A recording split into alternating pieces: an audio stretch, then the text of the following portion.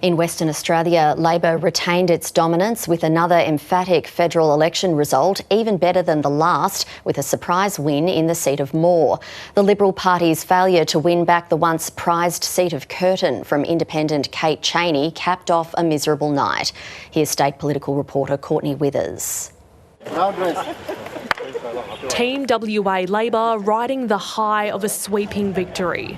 And I'm really so pleased to be here with my Western Australian colleagues, and what a great gang it is.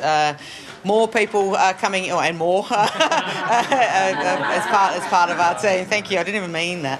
Snatching the seat of Moore from the Liberals in a surprise gain for the party. Well, it's been 38 years in the making. I'm an electrician by trade. I grew up in hospitality. I bring quite a broad range of experience to the seat. In the seat of Curtin, it was an anxious wait for independent Kate Chaney, but not for her supporters who were enjoying the fun. They had reason to celebrate, Ms Chaney going on to defend her seat against Liberal challenger Tom White. So I want to pay my respects to Kate Chaney as a formidable opponent. And increasing her margin. I'm so proud of the campaign that we've won and so thrilled to be here with so many of our beautiful volunteers. Curtin was key for the Liberals, but voters had other ideas. The main turning point is the young generation, especially with the housing crisis. We really sort of need something and someone that's going to support us there. It's all very well to think about what's impacting us right now, and that is important, but if we don't have like a safe place to live in 20, 30, 40, 50 years, then...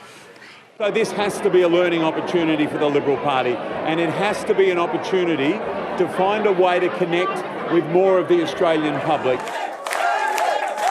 Labor retained its most marginal seat, Chaney, in Perth South, with Dolphin trainer turned MP Sam Lim securing another term. Thank you to people of Chaney for entrusting me again to do work for them, listen to them. Labor are relishing in their results here in the West in what they say has been a surprising outcome, performing better than expected. But they say it isn't down to luck.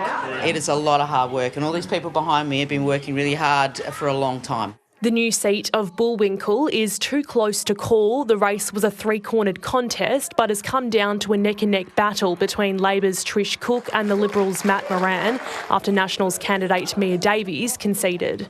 Obviously, we're still counting Bullwinkle. I'm a nurse, I'm a midwife, particularly as a midwife, I'm used to waiting. We're not done yet. I talk about resilience, and I've done a fair few things in my life, and I can tell you this has been the toughest.